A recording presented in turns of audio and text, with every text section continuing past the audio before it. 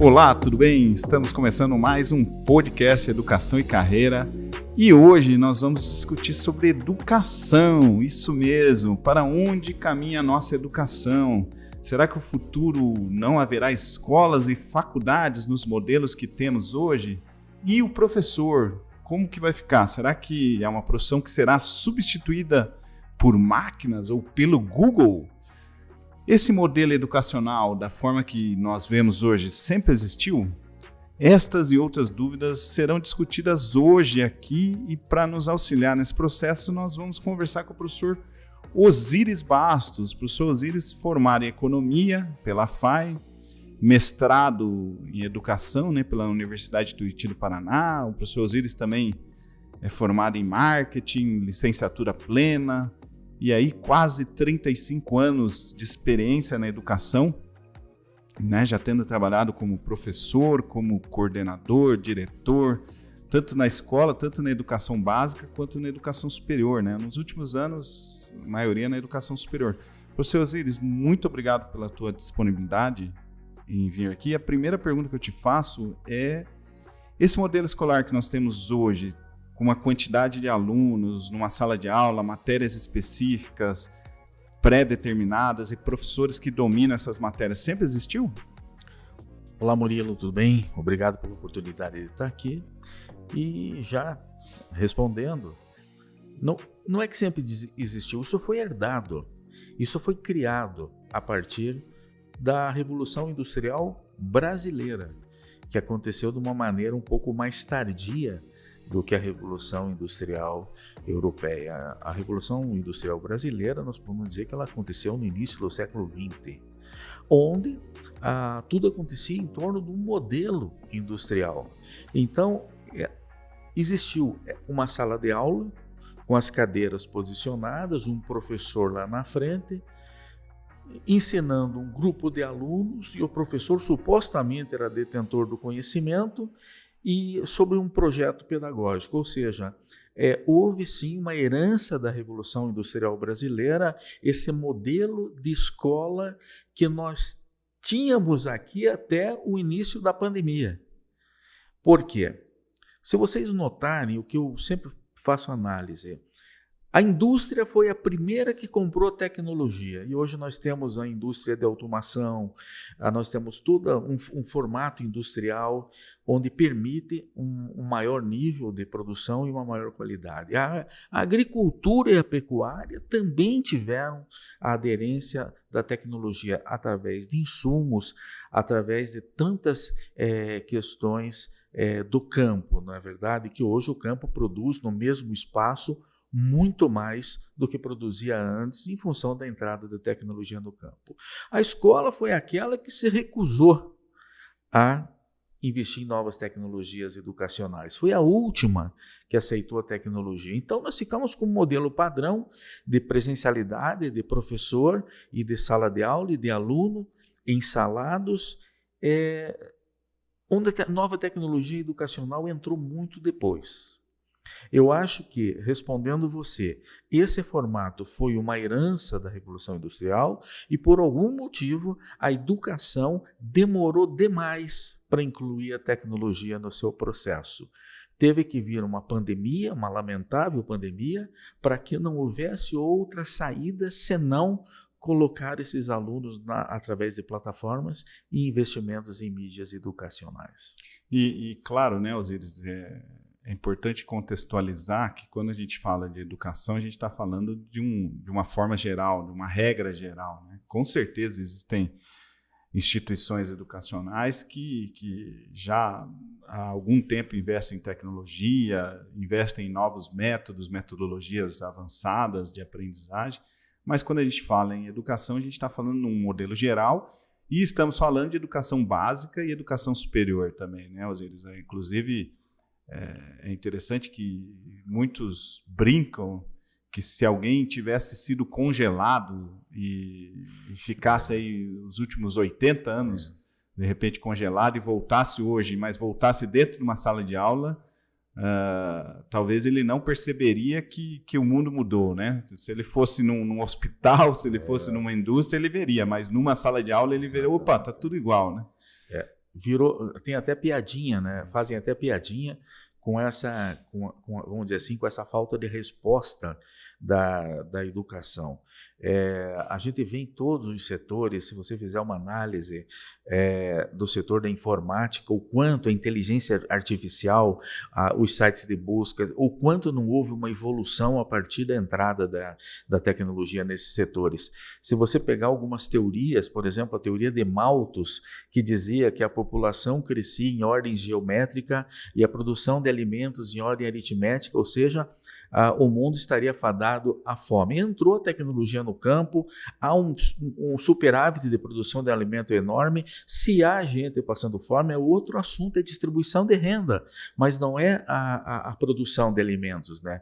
E a escola meio que parou, ficou naquela tendência e com uma grande resistência da educação à distância, que houve no modelo brasileiro, ou a educação à distância entrou a princípio como uma educação para quem não tinha dinheiro, como se fosse até uma educação de segunda, não é verdade? E ela foi ganhando e ganhando seu espaço, tendo todo um histórico para isso, né? Mas foi preciso um impacto na educação para ela tomar um rumo diferente. E nós vamos falar mais sobre isso daqui a pouco, Osiris, mas antes eu queria conhecer um pouquinho da tua história, né? Como é que um economista... primeiro, por que economia? Por que você escolheu economia lá atrás quando você fez essa faculdade? E depois, como o economista entrou na educação? Tá certo. Bom, primeiro, o porquê fazer economia? Eu morava muito pertinho da FAE e eu achava bacana, eu tinha uma atração pela... A FAE é uma faculdade aqui da região de Curitiba, no Paraná. Sim.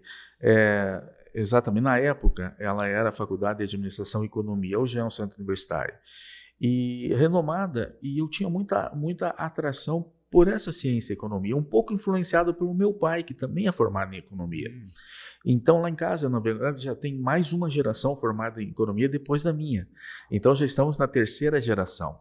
E eu tinha essa atração. Na época fiz o seletivo, fiz o vestibular. O vestibular na época tinha até exame psicológico, era bem diferente do que hoje. Isso eu estou falando no início dos anos 80, né? Fui aprovado, jovem que era, garoto, e fiz o curso de economia, né? Aí, só complementando, e achei um pouco depois que tinha um conhecimento que eu não tinha. Não é verdade? E aí que eu fui fazendo a complementação através dos outros cursos. E como que uma pessoa formada em economia entra na educação? No meu caso, foi porque o meu primeiro emprego foi no Senac. Então, eu era jovem, muito jovem, e eu era aquele que comprava os insumos para os coordenadores fazerem os cursos. Que na época eram outros cursos, era serigrafia, estava começando a aprender a lidar no computador, sabe? E eu comprava então todos os insumos para uma aula de informática, comprava todos os insumos para uma aula de serigrafia, comprava todos os insumos para as aulas que tinha o Sistema S na época, né? E acabei entrando para o mundo educacional daquela forma. Fiz um concurso para a Secretaria de Estado, aí já era nos anos 90, passei em primeiro lugar e aí fiquei 10 anos professor da escola pública. Quando eu fui convidado a ser diretor-geral de uma faculdade de administração rural, chamada CETES, Centro Técnico Educacional Superior da Lapa, da cidade da Lapa, e fiquei um ano diretor-geral e essa faculdade se transformou daí e tomou seu rumo. E você é lapiano? Você é da Lapa? A gente conhece um pouco da tua história, né, Osiris? E sabe que você tem esse amor pela Lapa. Mas você falou que morava perto da FAE. Então, para entender aí a geografia. Só para entender. Eu nasci em Ponta Grossa e muito pequeno eu fui morar na Lapa. E a Lapa é considerada até hoje a minha cidade, não tenho dúvida disso. A questão é que na minha época, para você poder estudar, fazer uma faculdade, você tinha que ir embora da tua cidade. Não tinha educação à distância, não tinha faculdade no interior. Você teria que vir para a capital. E foi o que eu fiz. Eu vim morar no centro de Curitiba, com 15 anos de idade, morar sozinho, fazer minha própria comida, lavar minha própria roupa, morar aqui com 15 anos. E foi aí que eu morava no centro, muito próximo da faculdade, e foi isso que me trouxe a Curitiba, para poder estudar, porque se eu ficasse na minha cidade, eu não teria como fazer uma faculdade. E você, Osíris, assim, um dos grandes conhecedores da educação à distância, né? Você pegou o modelo de educação à distância quando era ainda via satélite, né? Conta um pouquinho dessa evolução para a gente entender melhor da onde surgiu a educação à distância. Sim. Olha, a educação à distância, ela tem uma história de muita luta, uma história muito bonita da educação à distância. Realmente, eu peguei a educação à distância no seu princípio, onde ela é cheia de preconceito. Nós entrávamos com recurso contra os editais de concurso que colocavam que não poderia fazer o concurso quem era formado em educação à distância. Isso aconteceu. O diploma que vinha observado, que tinha educação à distância. Então, a gente foi quebrando todos esses paradigmas, né? Hoje o diploma é igual ao do presencial, hoje não pode ter um edital de concurso que não poderia ser formado pela educação à distância. Uma questão muito interessante é que no começo o discurso da EAD era que ela chegava onde as demais não chegaram. Entendeu? Ou seja, ela ministrava o ensino superior onde não tinha outra faculdade, em função do distanciamento. Hoje não é verdade. Hoje a rotina do brasileiro, a mobilidade urbana, a violência urbana, a despesa que é se movimentar, faz com que você precise fazer uma EAD. Todo mundo tem tempo para estudar na EAD. Talvez você não tenha pontualidade. Por exemplo, eu não posso estar todo dia 7 horas na minha faculdade, mas tempo você tem, porque a EAD produz no seu tempo, certo? Então a gente seguiu essa trajetória, como você está falando, na época, como distribuir. Quando a gente começou a internet no Brasil era muito ruim. Quando a gente começou a internet no Brasil... Porque a educação à distância é antes da internet, sim, né? Sim. Até a gente... Eu falei do satélite, mas antes até nós temos o famoso Instituto Universitário Brasileiro, né, o IUB, onde os cursos eram por correspondência mesmo. Né? A educação à distância é herdeira dos cursos de correspondência e seu primórdio também veio da própria guerra. A guerra ela produz muito conhecimento, infelizmente, né? Tanto na área da biologia, dos remédios, como da tecnologia. Né? O radar, por exemplo, nasceu na guerra. Né? E a comunicação à distância também nasceu na guerra. E também o Instituto Universitário, a chamada educação por correspondência, que era uma forma de educação à distância que usava a tecnologia de época, que era a logística do correio e as impressoras gráficas, não é verdade? Então, vindo para cá, quando foi possível distribuir, começou com satélite mesmo. Distribuir uma aula. Né? Distribuir uma aula. Via satélite, entrava no estúdio, ao vivo, e você apresentava a tua aula, e na sala de aula lá tinha o receptor, e os alunos estavam na sala de aula presente, né, assistindo a sua transmissão. Aí as dúvidas dos alunos vinham por e-mail e vinham por um professor tutor que você não via no estúdio. Era uma educação à distância, vamos dizer assim, remota, síncrona, né? Sim, que era no mesmo momento. O aluno tinha que estar ali naquele horário para assistir aquela aula, porque não sei se era gravada, acho que nem tinha como gravar e depois distribuir. Na verdade, o que acontecia na época? Ter como gravar e distribuir tinha. A questão é que você usa não só o sinal, mas um canal. E essa que era a questão, entendeu? Você ter canal para poder distribuir gravado em outro momento. Você ter, vamos dizer assim, a grade de canais, né? Você tem que ter a transmissão e o canal. Então, você poderia, mas se você tivesse muitas aulas, você poderia não encontrar grade para isso. Entendi. Hoje a gente tem um modelo de educação à distância totalmente diferente desse que você acompanhou lá atrás, né? Um modelo onde a gente sabe que a tecnologia, a internet facilitou muito e hoje as plataformas de aprendizagem estão muito diferentes do que eram. Né? Você vê hoje, a gente fala, né, em educação à distância e educação presencial, que é os modelos que o MEC adota. Você acha que o MEC está atrasado nesse sentido de ver a educação como essas duas metodologias, educação presencial e educação à distância? Porque eu pergunto isso até às vezes só para aqueles que não entendem. Hoje, uma instituição universitária, uma faculdade, para ela ser credenciada, ela é credenciada para a modalidade presencial e ela só pode atuar na modalidade presencial se ela não tem o credenciamento da EAD, da educação à distância. Se ela tem os dois, tudo bem. Mas um curso, ele tem uma portaria, que é modalidade presencial, e tem uma portaria que é à distância. Mas você acha que isso é um atraso? Você acha que não existe mais isso de educação presencial à distância? Como é que você vê isso? Olha, eu acho que isso é um modelo que tá caminhando. É um atraso? É um atraso, porque ele não tem uma inovação, ou seja, ele não está enxergando o futuro. Por isso que eu chamo que é um atraso, né?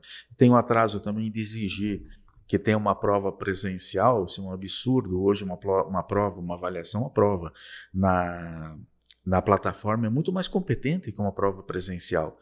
Então existem muitas questões. O fato é que o MEC não é o MEC, são as pessoas que pensam por ele, né?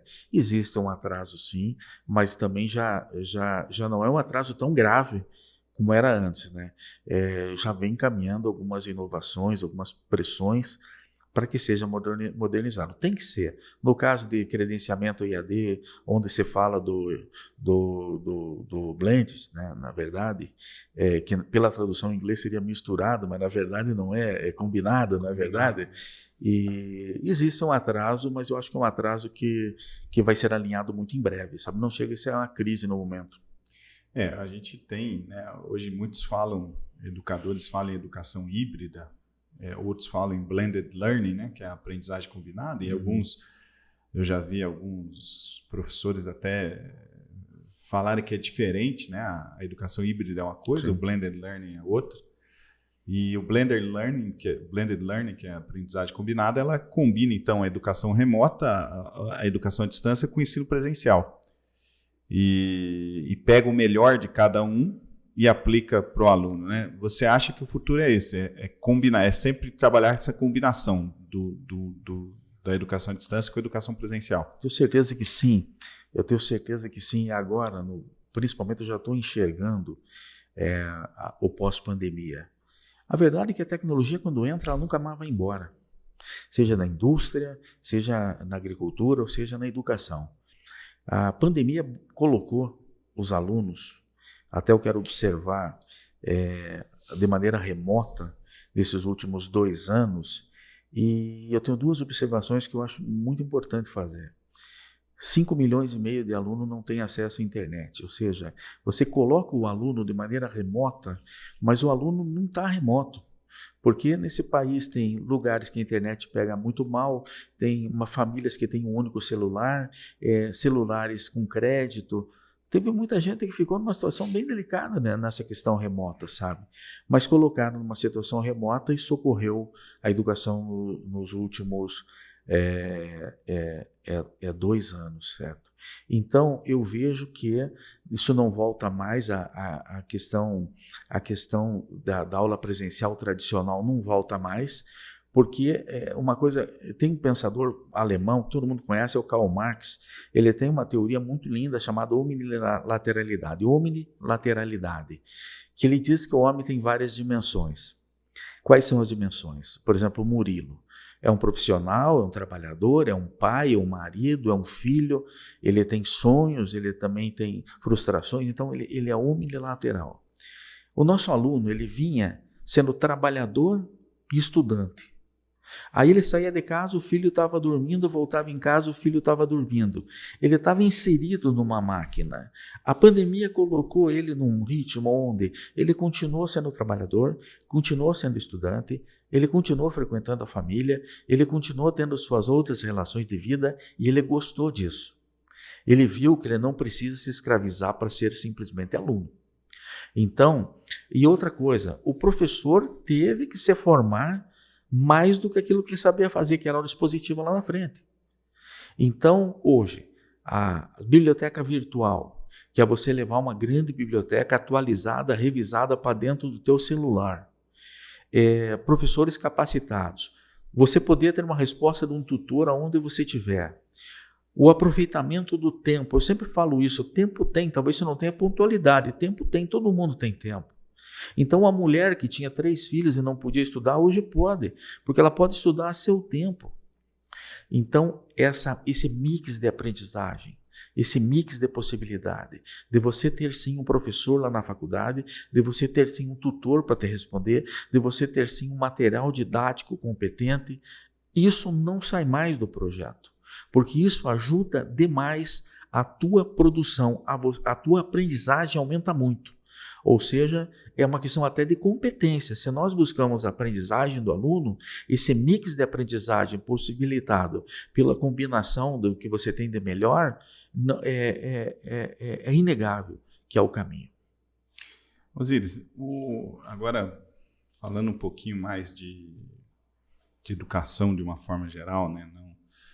Não a questão da educação presencial ou à distância, mas falando do que temos hoje no Brasil, tem um estudo que mostra que a taxa de evasão escolar no Brasil hoje é a terceira maior do mundo, né? Ela em média, para você ter uma ideia, 25% dos alunos não concluem o ensino fundamental até os 16 anos. Então nós estamos falando de 1 a cada 4 jovens. E 41% dos jovens não concluem o ensino médio até os 19 anos, né? Ou seja, quase metade dos jovens não conclui a educação básica na idade adequada. Então, o ensino médio piora as coisas porque o aluno ele tem mais poder para escolher e ele escolhe deixar a escola. Uma pesquisa feita pela FGV, Fundação Getúlio Vargas, apontou que 4 em cada 10 alunos que abandonam a escola alegavam o desinteresse como principal razão, né? Então, a questão daquela escola não ter sentido para ele. Esse é um problema seríssimo no nosso país e que afeta muito vários outros indicadores. Você acha que a escola ela perdeu o sentido de ser, ela perdeu sua razão de ser, ela precisa ser reinventada, precisa ser reanalisada? O que precisa? É claro que a gente não vai resolver o problema aqui em 10 minutos, em 40 minutos, mas qual que é a tua visão a respeito disso? Olha, eu acho que a escola não perdeu o valor, ela tem muito valor. Eu acho que todo mundo tem que se reinventar todo dia. E eu acho que a escola chegou no momento que ela vai ter que se reinventar sim. Porque se o aluno de cada 10, 4 não está encontrando motivação para continuar na escola, isso, de certa forma, é uma incompetência da própria escola. Não é verdade? Porque são números gritantes. A metade desiste até formar a educação básica. E primeiro que isso é uma perda enorme, irreparável para o país. Você está investindo, isso é gestão do conhecimento pura. Você está investindo e perdendo a metade. O que quer dizer matematicamente? Que a fortuna que o país investe em educação, ele está jogando fora a metade. Porque eles não chegam lá. Porque educação, por mais que ela seja contínua, se você desistir na metade, você não tem meio produto. Você não tendo certificado, você não pode fazer um concurso, você tem que concluir. Na verdade, o aluno que perde na metade, ele joga fora aquilo que gastou. E teria que continuar ou recomeçar novamente, na verdade.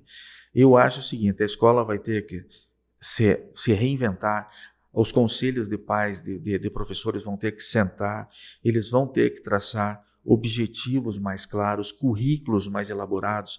Eu acho que hoje está sendo muito discutida a aprendizagem significativa. O que é aprendizagem significativa? Que o aluno ele consiga ver nos conteúdos os conteúdos de vida. Você está entendendo? Não só aquele logaritmo que talvez ele nunca mais contemple isso na vida dele, mas que ele se entenda, que ele se interage de alguma forma com aqueles conteúdos para que ele faça então essa compensação daquilo que ele já trouxe com aquilo que é o novo e se transforme numa pessoa melhor. Eu acho que é muito uma questão de currículo escolar isso daí. Eu não tenho a fórmula, eu acho que ninguém tem, mas eu vejo que uma das questões a serem vistas, o currículo escolar tem que ser repensado. O que vai ter no conteúdo escolar tem que ser repensado. E formação de professores também. Formação de professores e o currículo. Eu vejo que pelo menos é um primeiro passo para essa saída, que é uma saída em massa, uma saída difícil, Mas eu vejo que o currículo e a formação dos professores são as bases para essa saída. É uma escola descontextualizada, né? O aluno vai para a escola e ele não vê razão, não vê sentido naquilo que ele está aprendendo e acaba desestimulando. Isso é fato. Eu discuto e converso com bastante professores e eles falam, mas isso é necessário, é obrigatório, porque ele precisa passar num vestibular, precisa passar no Enem. E aí eu pergunto, né? Então a gente está preparando alunos, está preparando os nossos jovens para uma prova e não para a vida. Isso é muito sério, porque esses jovens, aqueles que saem do ensino médio e talvez entram na faculdade, eles não estão preparados para a vida, né? Eles se prepararam para uma prova de Enem, para um vestibular, onde eles até podem ir bem, mas e a questão do empreendedorismo, que eles não têm nenhuma noção? Questão de finanças, que eles não têm noção nenhuma de finanças, e aí a gente vê um país onde um percentual de endividados é muito grande, porque não sabe como investir, não sabe como gastar, não tem controle dos gastos. Um jovem que não tem noção nenhuma de primeiros socorros, que não tem noção nenhuma de defesa pessoal, de culinária, enfim, vários outros temas que não estão na escola e que deveriam estar, né? Exatamente. E mais grave que isso, um jovem que talvez não consiga escrever um parágrafo bem escrito hoje, não é verdade? Ou ler um parágrafo e interpretar esse parágrafo. A interpretação de texto é fundamental. Esses dias eu estava conversando com alunos nossos que foram fazer a prova da ordem, né? E eles me falando, olha, as que eu não sabia, eu joguei todas na ar. Eu fiquei pensando, puxa vida, a pessoa tem 26 anos, é bacharel em direito e está fazendo um negócio desses, né? A gente tem que começar tudo de novo mesmo, né? Então, porque essa é a interpretação. Muitas você não sabe, é verdade, né? Mas talvez seja por uma leitura maior do contexto, uma leitura maior do conteúdo, né? Essa fábrica de macetes, que está acabando também a fábrica de macetes, né? De como que você vai acertar para marcar um X. Mas tem uma fábrica de macetes porque tem uma fábrica de avaliações mal realizadas, né? Eu quero lembrar aos nossos ouvintes e telespectadores que esse programa ele vai ao ar sempre às quartas-feiras no YouTube, no canal da Unifacer no YouTube. Então ativa e se inscreve lá no canal e ativa o sininho já. E também no Spotify, também às quartas-feiras. Se inscreve lá no canal, né, Educação e Carreira da Unifacer e ativa o sininho, também tem o sininho lá no Spotify para você então ter saber sempre quando tem um novo episódio no Spotify ou no YouTube. Professor Osíris, e você acha que a escola poda a criatividade? Porque a gente tem visto uma geração que tem muita dificuldade com a criatividade, né? E a gente pode atribuir isso à escola que coloca o aluno dentro de um padrão. E todo aluno que sai um pouquinho daquele padrão, ele de alguma forma, tolhido, ele é prejudicado, ele é penalizado. O que você acha disso? Eu acho que sim, mas eu acho que isso não é só a escola. A escola poda, sim, pelo seu formato. É aquele formato tradicional do professor lá impondo verdades, as verdades que são dele, e que se ele mudar de ideia 15 minutos depois, ele passou a ideia que ele já mudou para 40 pessoas lá na frente. A escola poda. Agora, não é só a escola que poda. Hoje, os irmãos conversam dentro de casa por WhatsApp. Então, está tudo... A escrita ficou podada. Hoje você entende signos na internet, na verdade. Eu acho que nós estamos passando por uma fragmentação de um monte de coisa que poda, e isso tem reflexo, entendeu? Então, esse podar vem da escola, eu acredito que do modelo da família tradicional, onde o pai trabalha, a mãe trabalha e os filhos ficam um pouco dependentes de uma escola ou da educação não formal de algum caso. Eu acho que a comunicação, que hoje qualquer criança já está com a internet na mão, eu acho que o modelo hoje de vida do cidadão poda a criatividade, poda até a atenção. porque estão acostumados a ter atenção numa tela, mas não a outras coisas, entendeu? Eu acho que isso vai ter consequências, não sei quais são as consequências, mas que nós estamos passando por um modelo de formação diferenciada, nós estamos. Eu tenho um filho de 3 anos de idade que sabe muito bem trocar o programa do celular para assistir um desenho, né? Veja, tem 3 anos de idade e eu sei que ele fica com a atenção muito voltada para a máquina. É claro que ele vai ter as consequências disso também. Ele já não. Eu brincava construindo o meu brinquedo. Eu construía meu carrinho de rolimã, eu e os meus amigos montavam as traves do futebol para ir jogar depois, a gente brincava no pátio da escola de futebol, um bando corria para lá, um bando corria para cá, eu chegava em casa, tirava minha mochila e ia brincar com meus amigos na rua. Hoje ele chega em casa, tira a mochila e vai brincar com seus amigos no computador. Tudo isso tem consequências, na verdade. É uma nova realidade que vai sintomatizar daqui a pouco. A gente brinca, né, que hoje uma criança ela não consegue ficar ociosa, né? Se você falar para a criança, ó, fica 1 hora sem fazer nada, ela vai ter uma grande dificuldade, porque ela não consegue e ela começa a pedir para os pais, o que eu posso fazer, porque eles é um excesso de tela, né? Seja tela para um vídeo, seja tela para um jogo. E isso cria uma coisa que um autor que eu gosto muito, que é Augusto Cury, fala da síndrome do pensamento acelerado, né? Isso deixa a criança de uma tal forma, com tanta informação na sua cabeça, que ela tem muita dificuldade de assimilar novas coisas, de fazer novas conexões cerebrais, né? A gente hoje sabe que aquele professor que era aquele modelo da transmissão do conhecimento puro e simples, ele é um modelo que não deveria existir, né? O professor detentor do conhecimento, né? A gente tem falado bastante, a gente conversa sobre isso, das metodologias ativas, dos diversos tipos de formas de aprendizagem, né? Poderíamos falar várias aí, a sala de aula invertida, o PBL, né, que é o Problem Based Learning. E esse modelo da escola ou da faculdade, né, também auxilia nessa questão de você dar a resposta pronta já para o aluno, né, de você não criar, de você não fazer com que o aluno pense e trabalhe inúmeras respostas, né?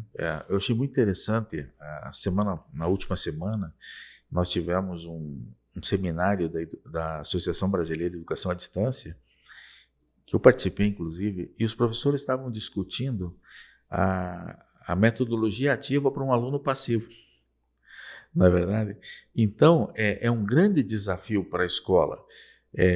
Mas a escola também, a gente é o nosso ponto de referência, mas existem outros atores sociais que determinam muito na educação e na formação dos meninos e das meninas brasileiras e brasileiros, né?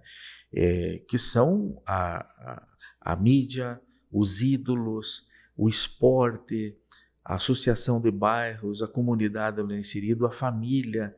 A escola é uma das instituições, é a única que sistematiza o conteúdo. Aí sim, acertar seu currículo e acertar a formação dos professores para trabalhar nesse currículo.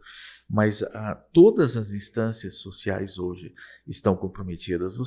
Uma criança senta do lado do pai e da mãe, se houver um jornal do maior respeito, um noticiário de maior respeito no país, ele vai ver que ele tem os maiores referências comprometidas, seja com a corrupção, seja com o descompromisso, seja com a incompetência, ou seja, e essa criança também está crescendo num país complicado pelas outras instâncias que não são a escola, né?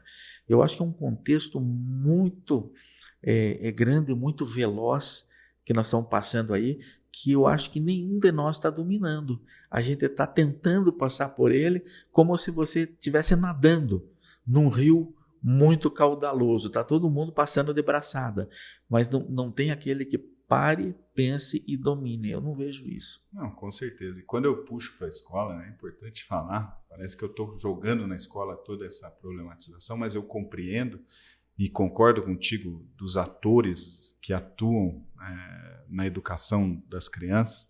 A escola não é mágica. Né? Eu costumo falar que a sala de aula não é mágica, que só ali acontece a aprendizagem. Né? Nós sabemos que hoje a criança ela pode aprender e ela aprende em vários locais. E o problema não é só da escola, com certeza. É que como nós estamos debatendo a escola em si, né, e o papel dela, é claro que eu puxo para a escola e coloco para a escola essa situação. E uma das coisas que eu coloco também é a questão da média. Né? A gente sabe que a escola trabalha a média. Né? A avaliação é a média. O conhecimento que o professor trabalha, muitas vezes, trabalha em cima da média daquela turma. E a média tem um problema. Né? Por exemplo, se eu pegar uma pessoa, se eu quiser fazer uma roupa média para uma pessoa, eu não vou acertar. Né? Se eu pego um cara alto e magro e um cara gordo e baixo e vou fazer uma roupa média que sirva nos dois, não vai servir nem para o alto e magro e nem para o gordo e baixo, não é verdade? E a escola é a mesma coisa, só que a gente continua trabalhando na média. A gente coloca 40, 50 alunos e trabalha um ensino médio, né? um padrão médio, trabalha uma avaliação média. Como resolver isso, essa questão da média? Como trabalhar a individualidade, sendo que a escola ainda trabalha com média, com sala de aula? Eu acho que esse desafio é um desafio que é proposto há muito tempo, né? A questão da média e da medida, né? Que a medida é um erro, não é verdade? Aí você se depara lá com uma sala que tem 40 pessoas, cada uma delas no seu estágio de desenvolvimento, né? E você tem que aplicar, então, a sua aula, tem que ministrar a sua aula, tentando trazer essas pessoas para um estágio, para um desenvolvimento de si mesmo, não é verdade? É um desafio muito grande da escola. Eu acho que a única forma mesmo é através da motivação, provocando também do outro lado um incentivo para essa aprendizagem, né? Não há uma resposta. Eu vejo pessoas tentando buscar essa resposta, sabe? Eu acho que a questão é conteúdos motivadores. A metodologia ativa é trazendo o problema de dentro do aluno para a sala de aula, para que o professor então trabalhe as questões que venham da sala de aula, e uma tentativa de acertar uma metodologia em algum momento que solucione essa questão. É uma questão difícil de ser solucionada. Nós já temos aí hoje o ensino remoto, que pode ajudar a romper as paredes da sala de aula, que era um empecilho para isso, né? Eu vejo que nós estamos engatinhando para a tentativa de uma saída disso. Hoje nós temos, não se limita mais ao espaço físico, então dizer, não tem livro na biblioteca, você tem uma biblioteca virtual, tem 10 mil livros lá atualizados, né? Mas eu não entendi, peça para o tutor está ali para você aprender, entendeu? Então já demos os primeiros passos para o professor, para um aluno não aprender com um, mas aprender com outros atores sociais, sejam os autores ou sejam os tutores. Então nós estamos caminhando para uma saída dessa situação. Agora, como fazer com que um grupo de 40 busque motivação e venha, eu acho que esse é o grande desafio de todo professor, né? Eu acho que chegar nesse ponto é chegar no ponto máximo da educação, onde você encontra realmente a motivação 40 vezes numa turma de 40.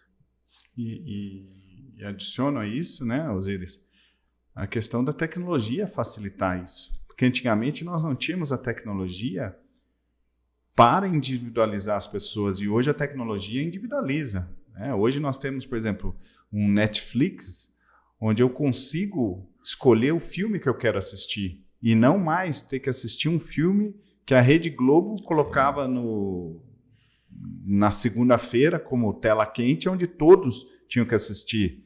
Então, hoje eu tenho a internet onde eu posso escolher a notícia que eu quero ler e não mais ter que comprar um jornal e ter que ler aquela notícia que é padrão para uma média. Eu tenho hoje a possibilidade vamos dizer assim, escolher o carro que eu posso me deslocar, né, através de um aplicativo, enfim.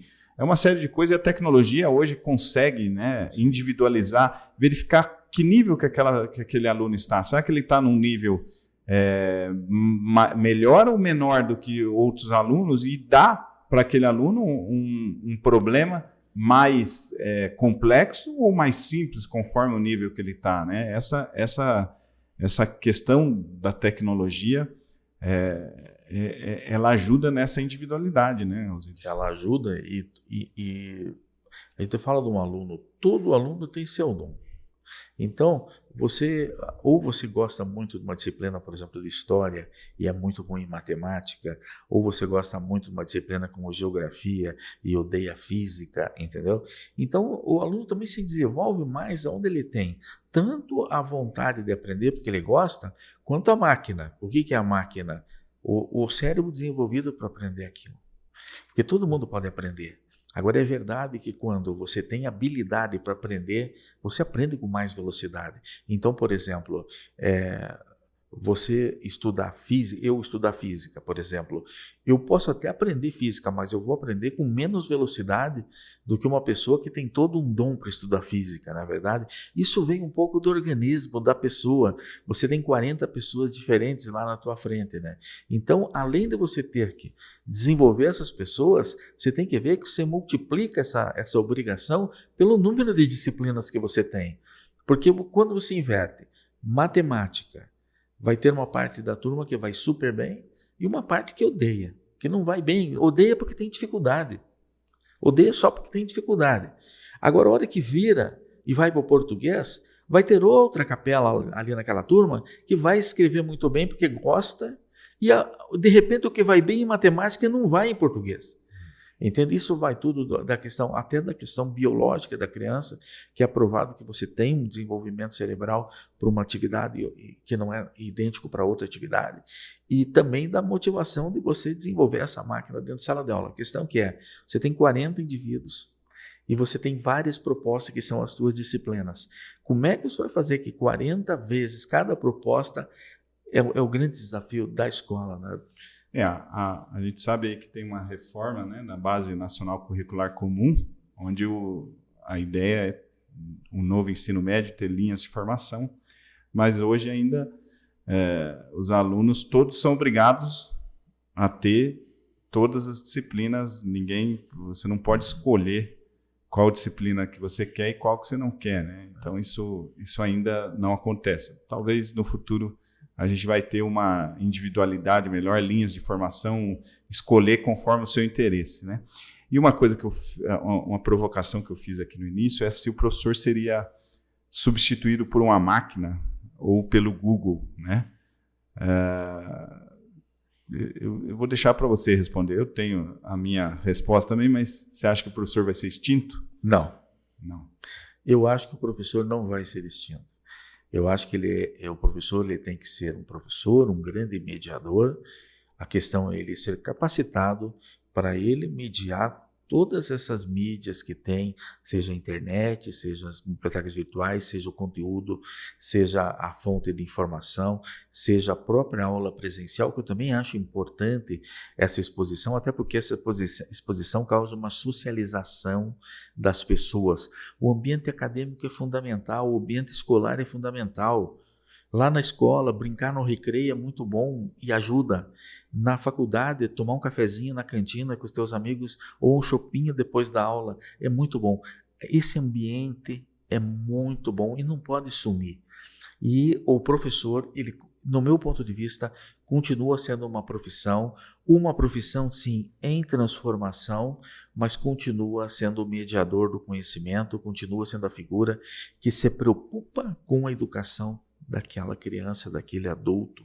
Eu vejo que o professor nunca vai ser substituído por uma máquina, certo? Porque as próprias máquinas são configuradas por pessoas, na verdade, não. Eu acho que o professor ele tem que mudar, mas extinto da sua profissão não vai. Assim como o médico também, por mais que tenham máquinas que façam até cirurgias precisas, não vai sumir a profissão de médico. Ele tem que ser habilitado a essa cirurgia. Eu concordo totalmente contigo, né? A provocação ela é feita até para a gente discutir o papel do professor, né? E o professor tem que entender isso, né? De que ele não pode simplesmente trazer conhecimentos que o aluno possa simplesmente buscar no Google. Ele precisa, de certa forma, problematizar aquilo, né? Muitas vezes, em vez de trazer soluções, respostas para o aluno, ele trazer perguntas para o aluno. Isso é uma diferença. Osíris, estamos chegando aqui ao final do nosso podcast, e uma pergunta que eu quero te fazer é: você como professor, se fosse para escrever na lousa, vamos dizer assim, a lousa interativa agora, não mais o quadro negro, né, porque nós estamos evoluindo, uma frase que ficasse ali e não pudesse ser apagada, que frase você deixaria ali registrada, alguma coisa que você acha que é importante para a educação, importante para a sua vida pessoal ou profissional? Vou colocar, como você falou, essa frase. A primeira observação: educação é ciência humana. E a frase que eu escreveria: educação é vida. Tá? E vida é tudo. Ótimo. Esse podcast vai ao ar sempre às quartas-feiras, então já se inscreve, né? Compartilha com os amigos, né? Ajuda o nosso canal, passa para aquela pessoa que você acha que teria interesse nesse assunto, né? Nós discutimos aqui vários assuntos. Hoje nós estamos discutindo educação, mas já falamos aqui sobre engenharias, já falamos sobre direito, gestão, enfim, vários assuntos. E, Osíris, hoje, para te encontrar, via e-mail? Sim, aqui é osiris.bastos@unifaciar.edu.br. Eu respondo rapidinho. Legal. Eu, murilo.andrade@unifaciar.edu.br, ou rede social, Instagram, Murilo Mandrade, M Andrade, né? Murilo M Andrade, você me acha lá, e a gente está à disposição para dúvidas, dos cursos que a Unifaciar tem, a questão do ensino à distância, né? Hoje nós temos educação à distância, educação presencial, semipresencial, várias opções aí. Então, o que você, né, tiver interesse e tiver dúvidas, nos procure. E eu agradeço a participação, agradeço, Osíris, pela tua disponibilidade, agradeço aqueles que estão nos ouvindo ou assistindo até o momento. Até uma próxima vez. Tchau!